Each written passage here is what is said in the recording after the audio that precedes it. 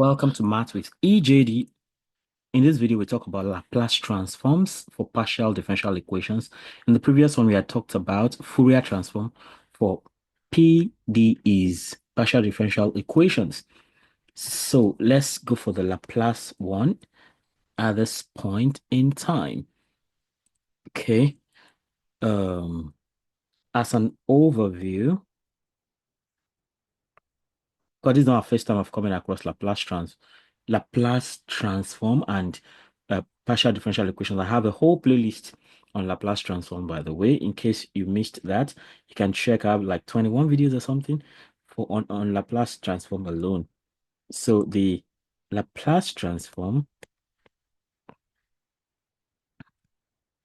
is a powerful tool used to transform a PDE from the time domain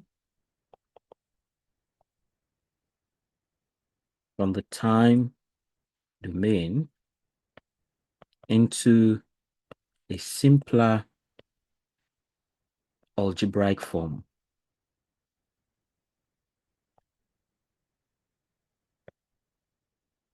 So by applying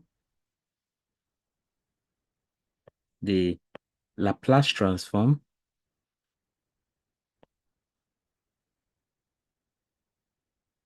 to both sides of the PDE, we can reduce it into an ordinary differential equation in terms of the transformed variable,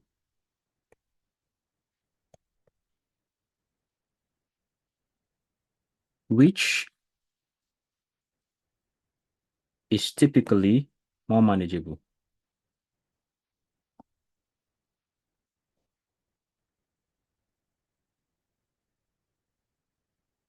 Then after solving the ODE, we use the inverse Laplace transform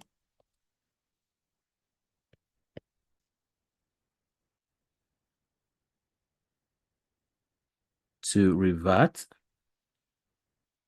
to the original variable.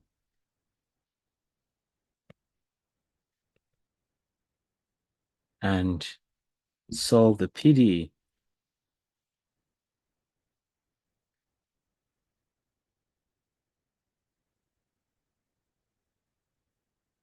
Now, just like we had in the case of Fourier transform too, by the time we are done using Fourier transform and we get something manageable, then we can take it back using the inverse Fourier transform to get the final solution. So let's look at a step-by-step process.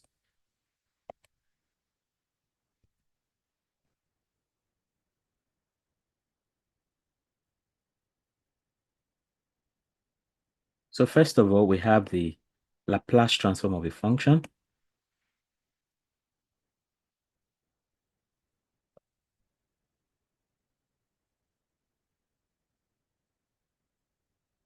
So the Laplace transform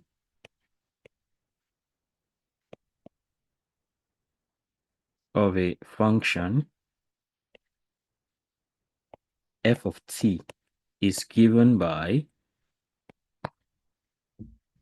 the Laplacian of f of t, and that is the same as f of s, big F of s, which is equal to integral from 0 to infinity e raised by minus st f of t dt. So by doing this, we transform f of t into f of s, which is the Laplace transform. So then the next thing we like to talk about would be the Laplace transform of derivatives, Laplace transform. So what we did, this one is Laplace transform for a function. So let's look at Laplace transform of derivatives. Since in a partial differential equation, in any differential equation, we have derivatives, right? Okay, so when applying the Laplace transform to derivatives, the following properties are helpful.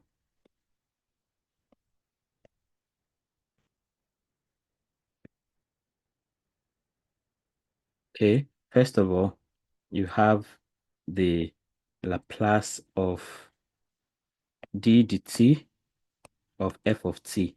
You know, that's the derivative of f of t. And that is simply big F of s big F of s minus f of 0. Okay, that goes.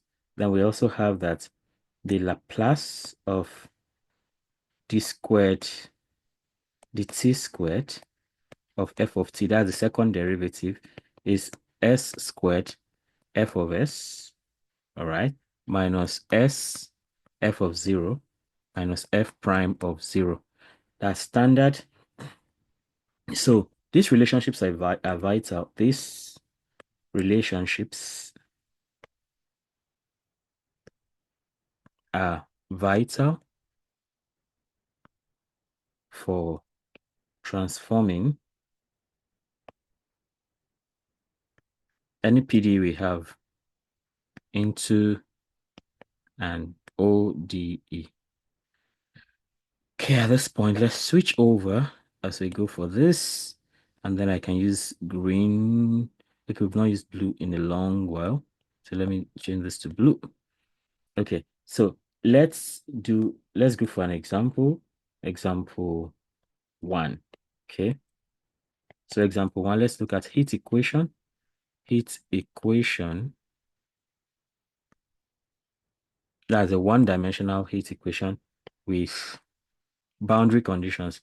Yeah, I mean, it is important to emphasize the fact that Laplace transforms are particularly good when you have boundary conditions and initial conditions, so you can get closed form solutions of whatever you're doing. So, question: consider the one-dimensional heat equation. One-dimensional means that there's one dimension of space, just x. So, but two-dimensional will be x, y. Three-dimensional is x, y, z. Of course, for a partial differential equation, you already know you have one-dimensional space and time, right? So that's why it's partial. So you now have two independent variables, space x and time t. So if it goes two-dimensional, then you have three variables in that case. So consider the one-dimensional heat equation with boundary conditions.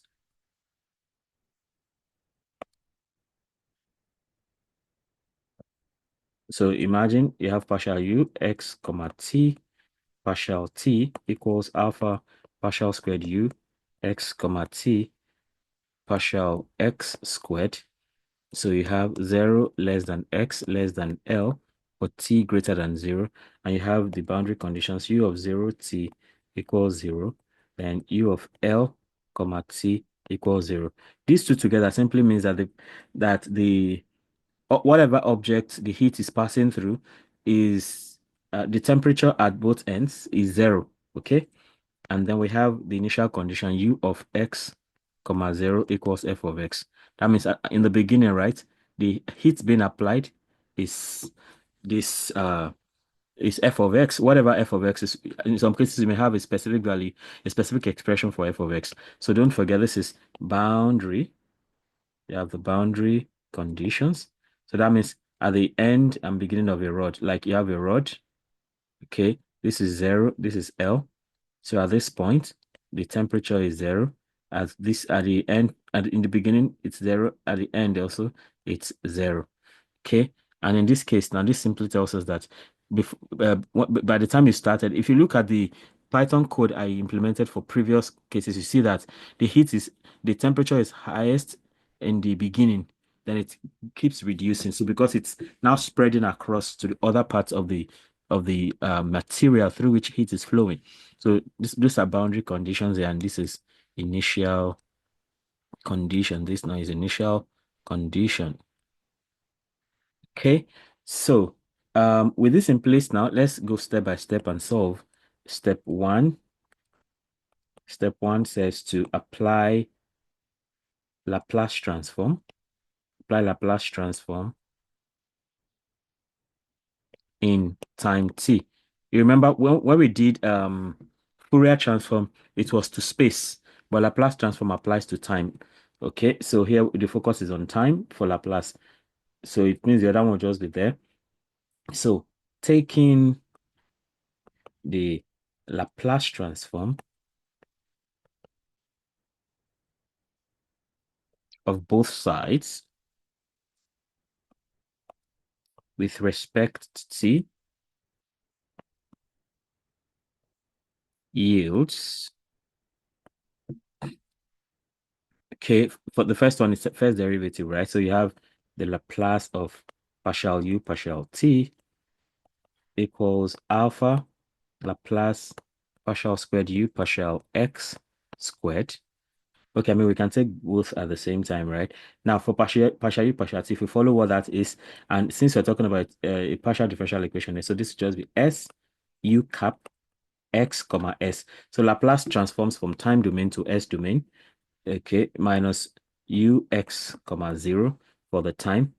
And when you come to this other side, you have we just leave it the way it is, right? We don't bother. We just have alpha d squared u cap x comma s, okay, all over dx squared. We don't bother breaking it down like this because the focus is on time here. So because it's time to s for Laplace, right? So with that taken care of, we can then go ahead and so we already know the initial condition is f of x based on the question we have, you know, um, this initial condition from what we have here. Yeah, ux of 0 is f of x. So that can come up straight up. So this is f of x. So we can go ahead and say we have s u cap x comma s minus f of x equals equals alpha partial squared u cap x comma s all over partial x squared. And we can then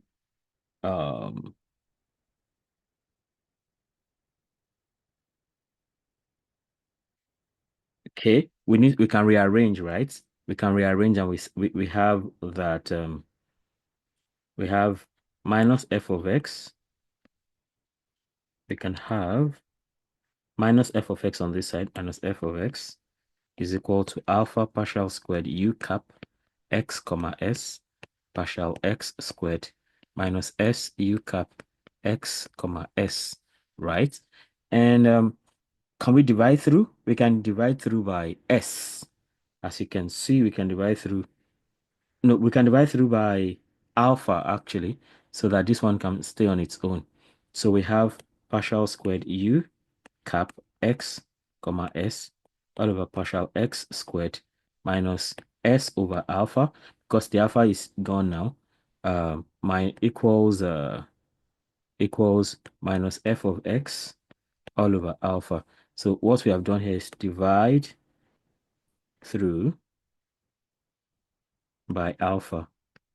Okay, so the alpha here is gone. So we have minus s over alpha minus f of x over alpha. So now this is the expression we have. This is a second order differential equation. What have I done? Okay,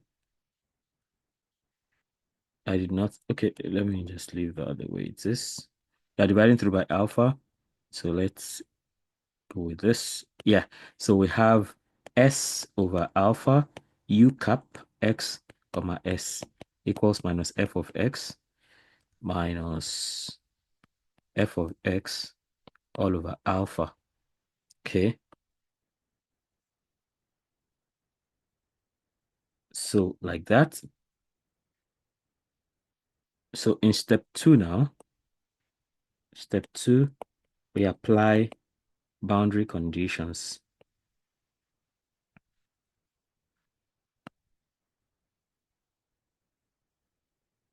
So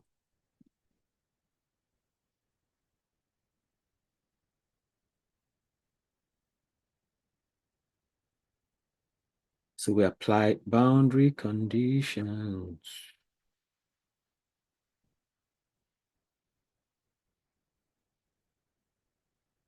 So apply the boundary conditions.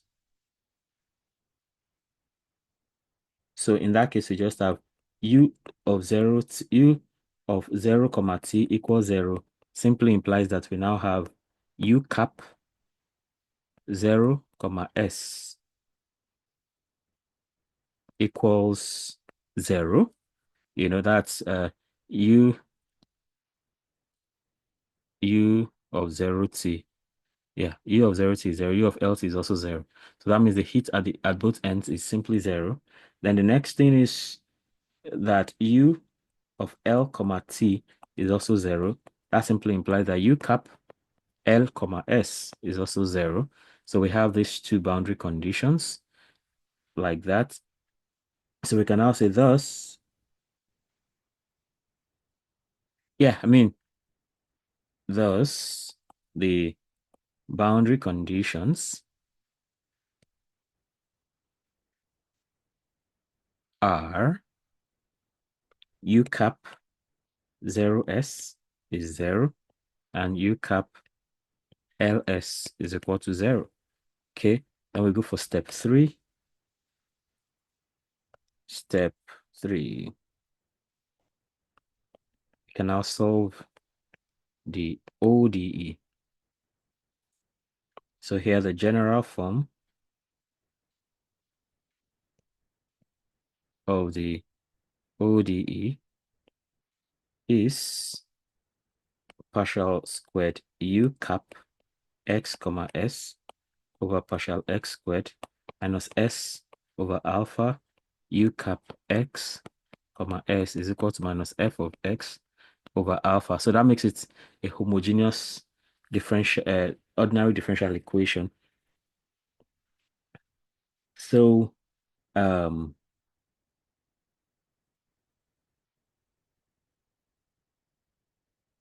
that's the general form, right? So first we can take care of the homogeneous part.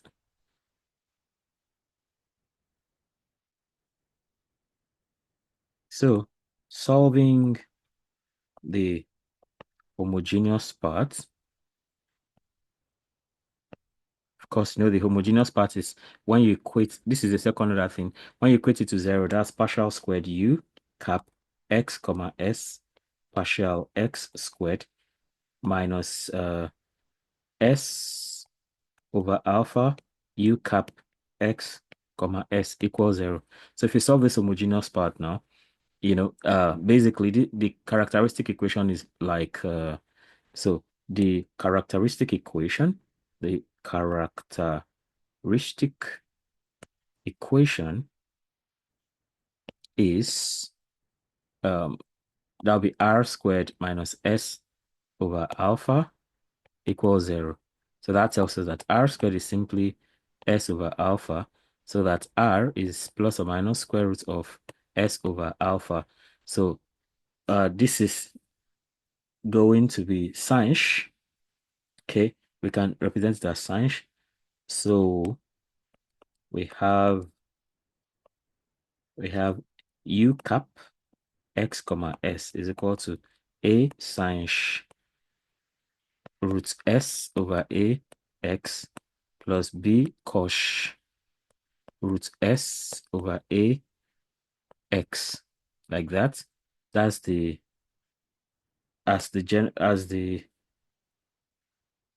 the complementary solution, the complementary solution.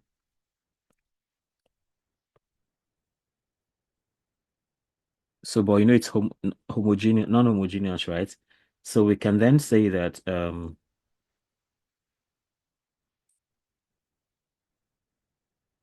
at x equals 0, right? So when you set x to be 0, you know, this will be cos 0, this will be sin 0. So I think sine 0 is going to disappear and we just have only b left. So we have at x equals 0, we have u cap 0 of s equals 0, which implies that you have, you have b cosh 0, because when you put 0 here, it's only equal to 0. So that means that b is equal to 0, taken care of. Then we also say that at x equals L for the second boundary condition, right? Which is U. So we have U cap L comma S is also equal to 0. And what that does is that because x is now L, all right, we have and we have already B has already gone to 0, right? So because in that case we just simply have the fact that A sine root S over A L is equal to 0. So we have that to contend with. Now, for A not equal to 0, we simply have sine square root of S, square root of sine root S over AL is equal to 0, is equal to 0. So that means that with this now, we simply have square root of S over AL equals arc sine of 0, which also happens to now be square root of S over AL equals n pi, just like for sine. So n is 1, 2, 3, and so on and so forth. So we have square root of S over A equals n pi over L for n equals 1, 2, 3, and so on. And of course, we can take the square of both sides. This has been alpha all along. At what point did I stop calling it alpha? It's been alpha all along. So this is alpha, this is alpha. All the A has been alpha, right? Alpha, alpha. So this is also alpha. Okay. This is alpha, alpha. This is alpha, alpha. So right here, we have S over alpha equals n pi over L all squared for n equals 1, 2, 3, and so on. And then that means that we have Sn. If you give it that index, you have alpha n pi over L all squared for n equals 1, 2, 3, and so on and so forth. Okay, so we have Sn to be all this. So since Sn is like this now, then we can talk about the general solution. So step 4 now, talk about the general solution. So the general solution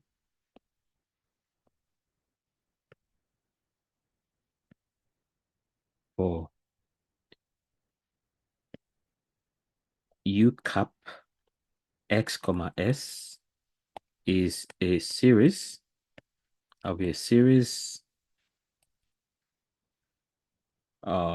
U cap x comma s equals summation from n equals 1 to infinity of an sin n pi x over L e raised by minus Sn t, like that. So, but we are not done, right? We have to keep going. That's step 4, right? Step 5, use the initial condition. Step 5. So we now use the initial condition in x. So if we use the initial condition in x, okay, so now we use the initial condition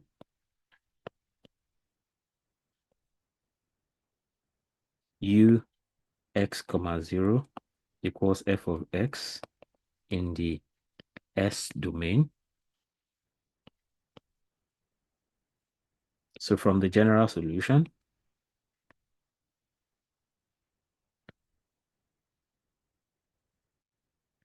at t equals 0, we have u cap x comma 0 to be summation from n equals 1 to infinity of an sine n pi x all over L.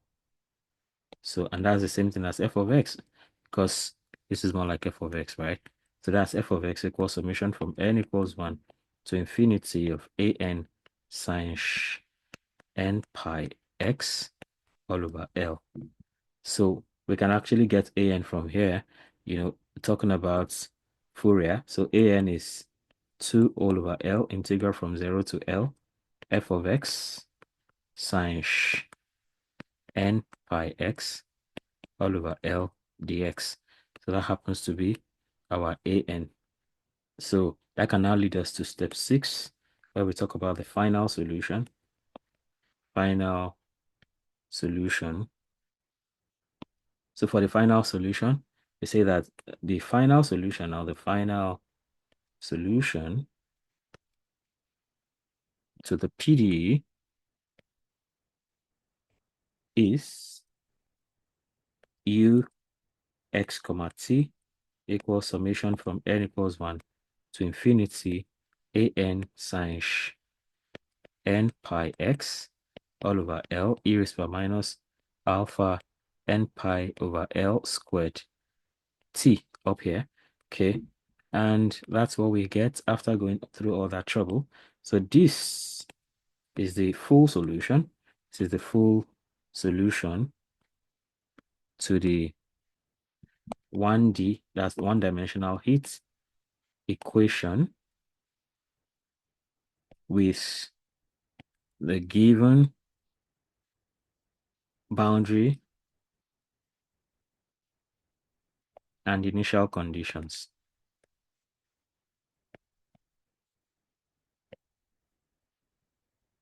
Okay.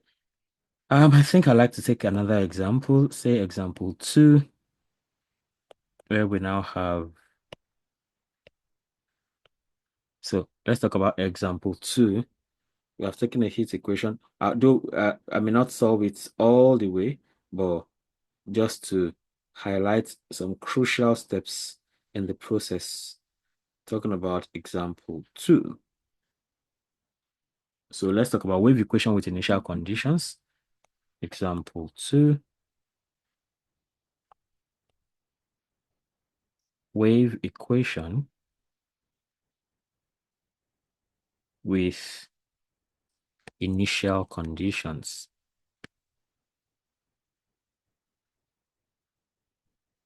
So consider the one-dimensional wave equation. Partial squared u x comma t partial t squared equals c squared partial squared u x comma t partial x squared, and we have u 0 comma t is 0, u l comma t is also 0. Those are boundary conditions, and then we have the initial conditions, u of x comma 0 equals f of x, and we have partial u partial t x comma 0 is now g of x. So that's that. So step 1 now.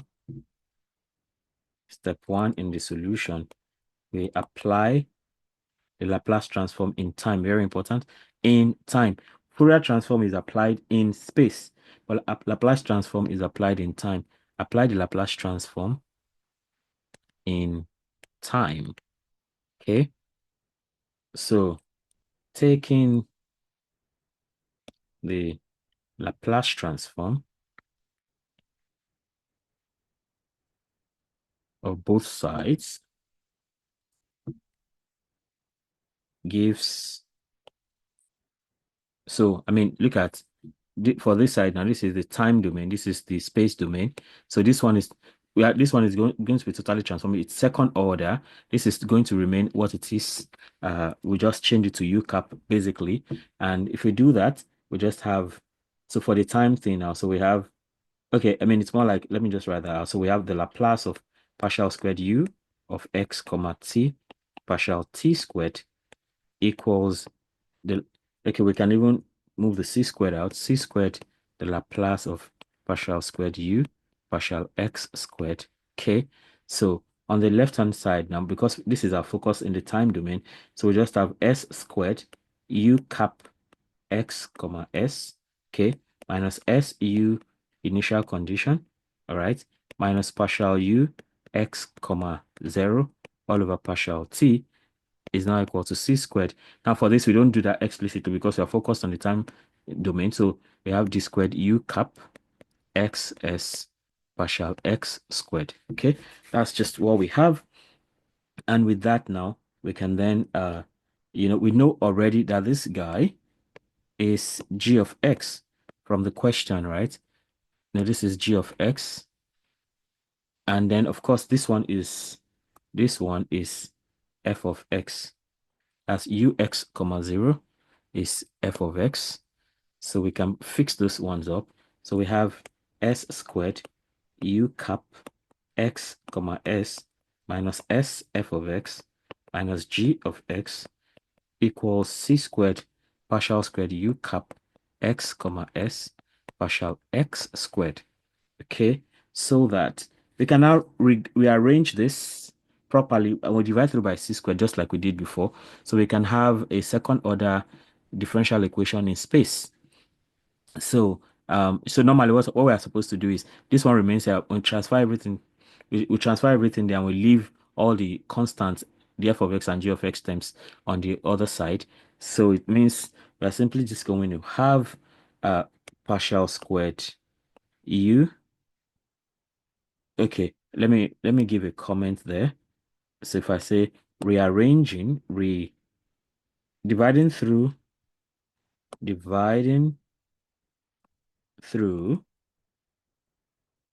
by c squared and rearranging what do we get? We have partial squared u cap x comma s partial x squared, all right, minus s squared all over c squared u cap x comma s is now equal to minus um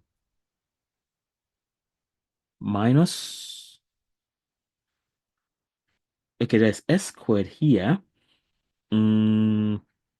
Yes, we have s squared all over c squared.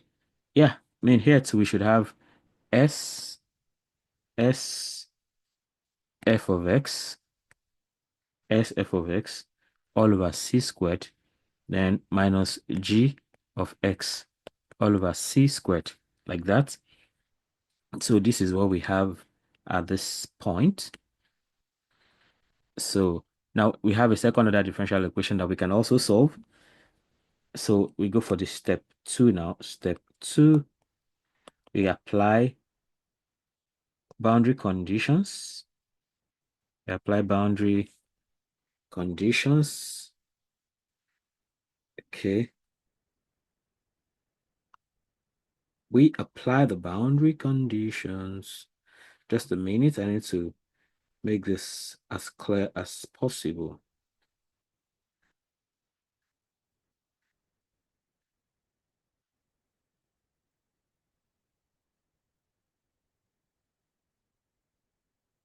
So we want to apply the boundary condition, right? That's the next step. Um,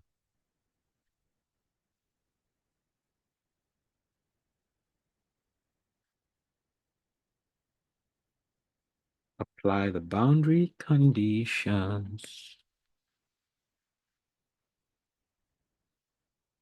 So that's what's up next for the wave equation.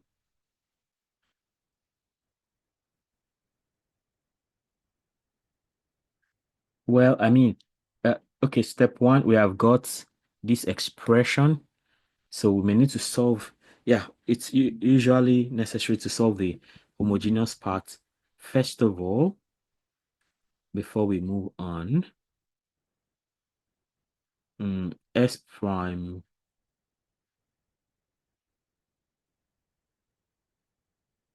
okay. This is SF of x over c squared.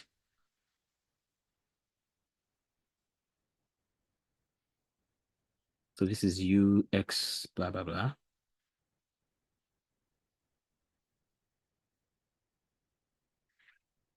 Okay, I mean for step 2, right? For step 2, let's do before we apply boundary conditions, right? Step 2, let's solve the homogeneous equation first. Solve the homogeneous equation first, just like what we did before. So that is this part now, is the homogeneous part. So there we have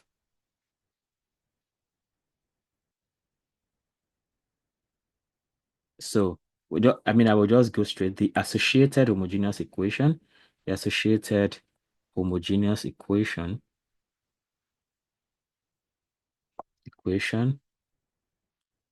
is derived from the characteristic equation. You already know how we do that. From the characteristic equation, which is, so just looking at this now, this will be r squared minus s squared over c squared equals 0. Okay, r squared minus s squared over c squared equals 0. And that means that r squared is equal to s squared over c squared. That means that r is equal to plus or minus s over c, like that. And that can easily give us, so the complementary solution, the complementary solution or general solution to, yeah, we can call it the general solution too, right? And that is u cap x comma s equals a of s sine s of s over c x plus b of s cos s over c x. So we have this like that. So now we can go for step 3. So step 3, find a particular solution. Find the particular solution.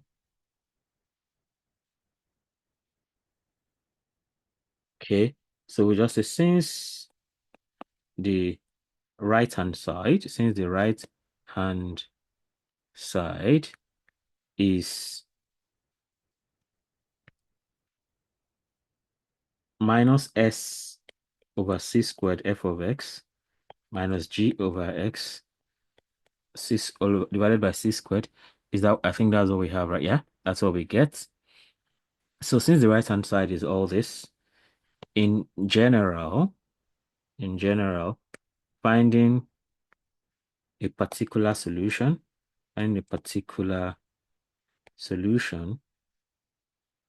will depends on f of x and g of x. So if the exponential or sine and cos, we go according to all that. So however, if f of x and g of x are 0, so if we assume they are 0, and we do that for simplicity, right? For simplicity, so the PDE becomes homogeneous. So let's proceed. Uh, assuming f of x is equal to g of x is equal to 0. So that's the simple one to do. So let's do that first, right? And later, so let's assume this first, and later comment on the general case. Okay, thus the PDE reduces. Thus, the PDE reduces to solving the homogeneous part.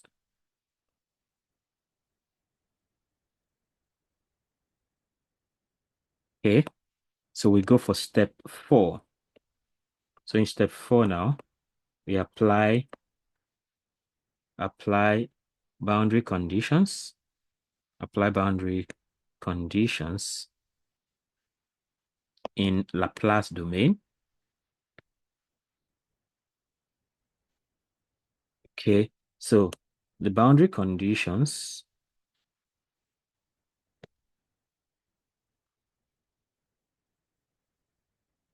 transform into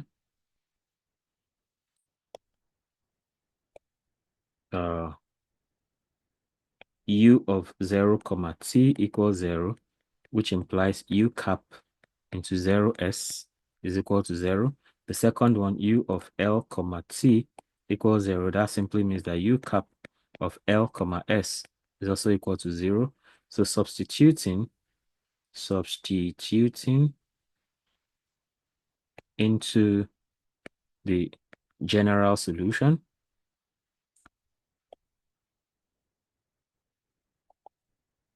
So, I mean, if we substitute into the general solution, remember what the general solution is, right?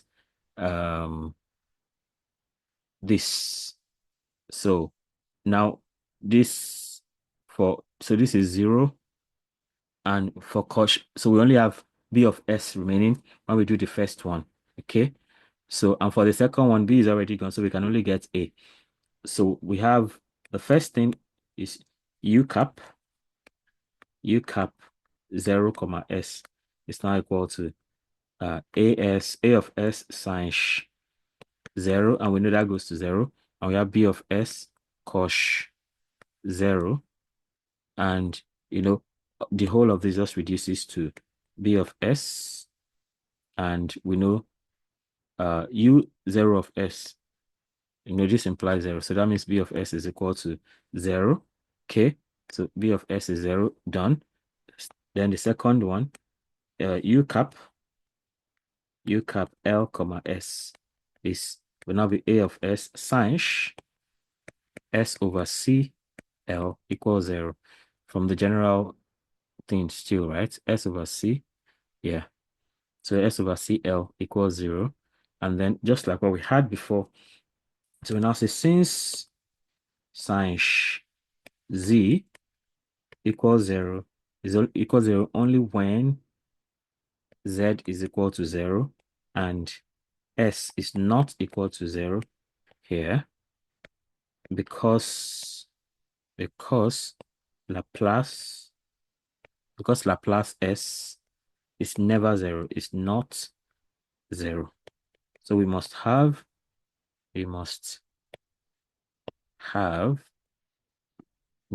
that a of s is also equal to 0. So in all that, right, thus u cap x comma s is equal to 0. I mean, in all of this, u cap x comma s is equal to 0. That's what we get there. So we just say hence the solution is trivial. Solution is trivial unless we have non-zero initial conditions.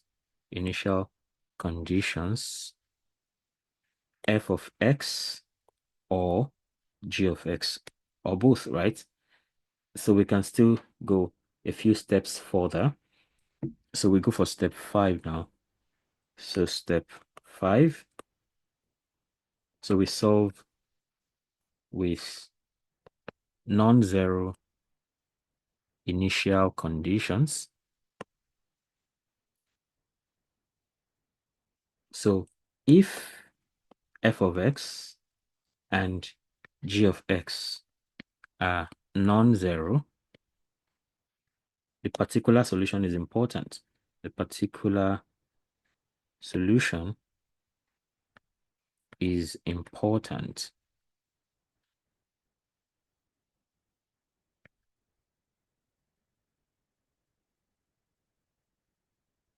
Suppose we use separation of variables by expanding in Fourier series. Okay. Assuming u of x comma t is summation from n equals 1 to infinity sine n pi x over L. And we now have u cap n of t.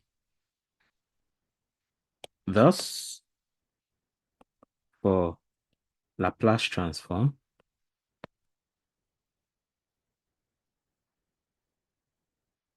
the Laplace of u cap n of t, okay, will just be big U n of s, like this. So the wave equation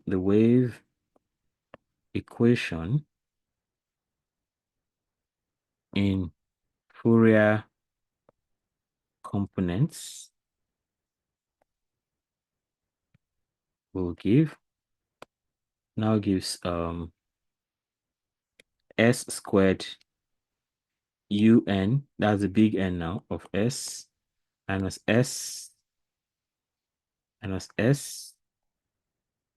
f sfn. Don't forget there was c squared, right? Sfn minus gn all over c squared equals n pi over L squared. Then the big Un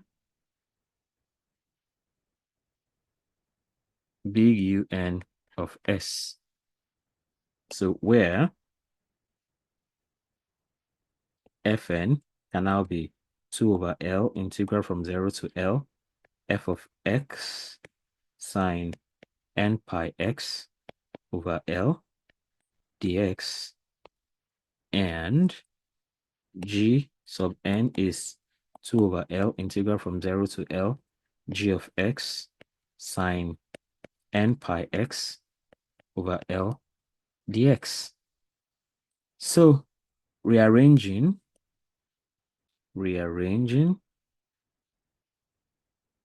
now have un of s to be sfn plus gn all over s squared plus c squared into n pi over L all squared. So when we rearrange, this is what we get. And then we are not done. It's going. So step 6 now. Step 6, we can now take the inverse Laplace transform so we can get the final thing. Take the inverse Laplace transform, since we are talking about Laplace. So if you take the inverse Laplace transform, we have L inverse of s over s squared plus omega squared is cos omega t, and then the inverse Laplace of 1 over s squared plus omega squared is equal to 1 over omega sine omega t. Okay. Thus, we can say we have big Un of t back to be big Un of t is now, I mean, where we're coming from, right? Yeah, big Un of t is now Fn cos n pi c over Lt plus Gn L n pi c sine n pi c over Lt this way. Thus, the full solution, the full solution, thus the full solution is u of x comma t, the summation from n equals 1 to infinity of sine n pi x all over L into Fn cos n pi c over Lt plus GNL all over n pi c sine n pi c over Lt. So that's the final solution to that long thing. So, I mean, we see that Laplace transforms can actually, now you see Laplace transform is so serious that it can take care of, it can solve any kind of differential equation, especially ones with initial conditions. So we see that the Laplace transform simplifies solving PDEs by transforming them into ODEs, making them more tractable. It is especially useful when combined with boundary conditions, reducing the complex PDE problem to an algebraic one which can be solved systematically. And after solving in the transform domain, the inverse Laplace transform allows us to recover the solution in the original domain, providing a comprehensive method for tackling PDEs in various physical applications. So with this, we come to the end of this video. So you want to try this out on different problems, so you can understand really the process that all of this is about. So let me know in the comment section how helpful this video is for you. Also feel free to let me know if there's a topic you'd like me to teach or a problem you'd like me to solve, right? If you also yeah, I mean, if you have not subscribed, please go ahead and subscribe, and don't forget to hit the notification bell so you can always get alerted each time a new video is released. Then like and share so that more people can have access to this great content. Till I come your way again, keep doing maths right. Bye.